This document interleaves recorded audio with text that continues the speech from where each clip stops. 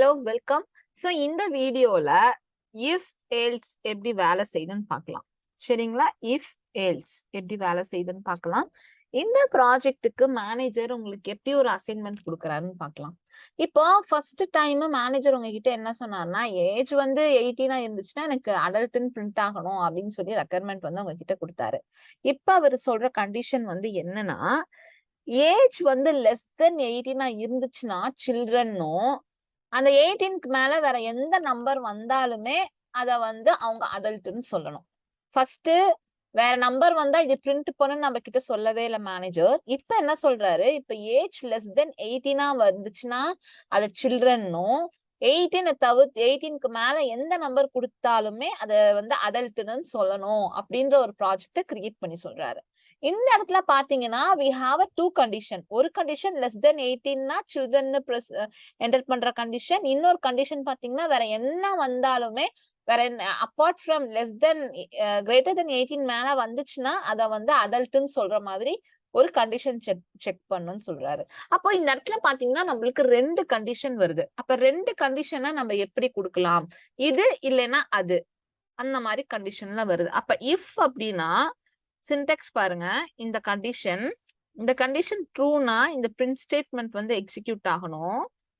இல்ல ஏல்ஸ் அப்படின்னா, சரிங்களா, ஏல்ஸ் அப்படின்னா இந்த இஃப் ஸ்டேட்மெண்ட் ராங் ஆயிடுச்சா, இந்த ஏல்ஸ் பார்ட் ஒர்க் பண்ண. ஏல்ஸ் பார்ட்டுக்கு கண்டிஷனே வராது. சரிங்களா? ஏல்ஸ் பார்ட்டுக்கு கண்டிஷனே வராது. இஃப் ஏல்ஸ் வரும்போது இஃப்க்கு மட்டும்தான் கண்டிஷன் போடுவீங்க. இந்த பர்டிகுலர் பார்ட் இந்த கண்டிஷன் ஃபால்ஸ் ஆயிடுச்சுன்னா உங்களுக்கு எக்ஸிக்யூட் ஆக போறது இந்த ஏல்ஸ் பார்ட் தான். சரிங்களா? சோ இதுதான் நம்மளுக்கு தெரிஞ்ச இஃப் ஏல்ஸ் ஸ்டேட்மெண்ட். இது எப்படி வந்து நம்ம மேனேஜர் கேட்ட மாதிரி ரெடி பண்றதுன்னு பார்க்கலாம். If age is less than or equal to 18 அப்படின்னு வந்துச்சுன்னா, less than 18, ஏன்னா 18நாலே அது அடல்ட்னு வந்துரும். 17 வர they are adult இல்லையா? சோ less than 18 வரும்போது 17 வர கம்பேர் பண்ணும். அதே இது இந்த இடத்துல நான் ஈக்குவல் டு கொடுத்தேன் அப்படின்னா 18 சேர்த்து கம்பேர் பண்ணும். சோ ஈக்குவல் டு போட்டா 18 சேர்த்து கம்பாரிசன்ல எடுத்துக்கும். ஈக்குவல் டு இல்ல அப்படின்னா 17 வரதான் எடுத்துக்கும். அதுக்கு முன்னாடி நம்பர் வரதான் எடுத்துக்கும். சோ நான் கோலன் போடுறேன். அதுக்கப்புறம் பிரிண்ட் ஸ்டேட்மெண்ட்ல பிரிண்ட்ல இவங்க வந்து சில்ட்ரன் அப்படின்னு சொல்லிடுறேன்.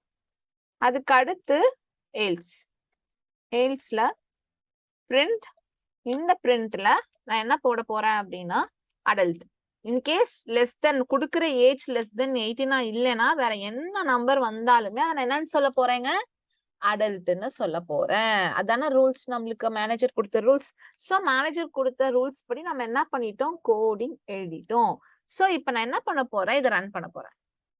சோ ஆல்ரெடி இந்த பேஜ்ல ஏஜ்க்கு வந்து நான் 18 கொடுத்ததுனால நம்மளுக்கு ஏஜ்க்கு பதிலா 18 உட்காருது. 18 இஸ் லெஸ் தென் 18 பாக்குது. லெஸ் தென் இந்த இடத்துல 18 எடுத்துக்காது, 17 எடுத்துக்கும். நான் சொன்னேன் இல்லையா, ஈக்குவல் டு போட்டாதான் 18 எடுத்துக்கும். அதனால இந்த இடத்துல 17 உட்காரும். அப்போ 18 இஸ் லெஸ் தென் 17 அப்படின்னு கேட்டீங்கன்னா கண்டிஷன் ஃபால்ஸ். அப்ப என்ன ஆகும், இந்த பர்டிகுலர் பிளாக் வந்து உங்களுக்கு ஓகே ஆகாது. கரெக்டுங்களா? நம்மளுக்கு என்ன ஆகாது, இந்த பர்டிகுலர் பிளாக் வந்து ஓகே ஆகாது. அதனால இந்த பிளாக் தான் எக்ஸிக்யூட் ஆகும்.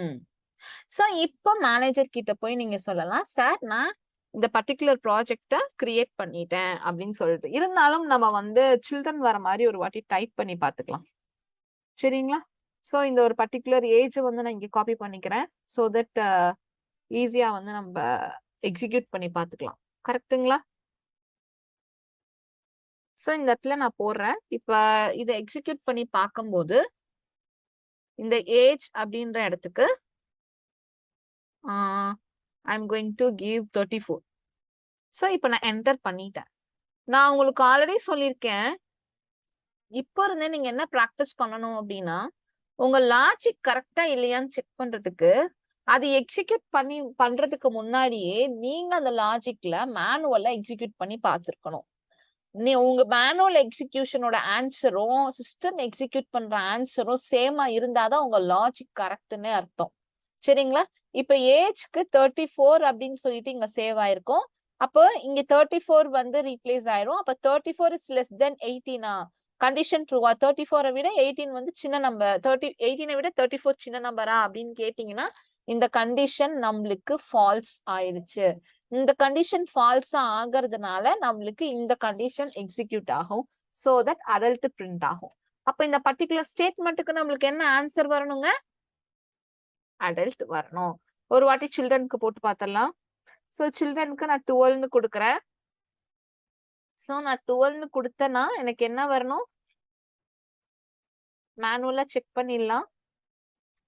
இப்போ இந்த 12 அப்படின்றது இங்க போய் சேர்ந்திருக்கும். அப்ப இந்த இடத்துல 12 இஸ் லெஸ் தென் 18 கேட்கும். ஆமா, கண்டிஷன் ட்ரூ. கண்டிஷன் ட்ரூ அப்படின்னா சில்ட்ரன் ஒர்க் ஆகும்.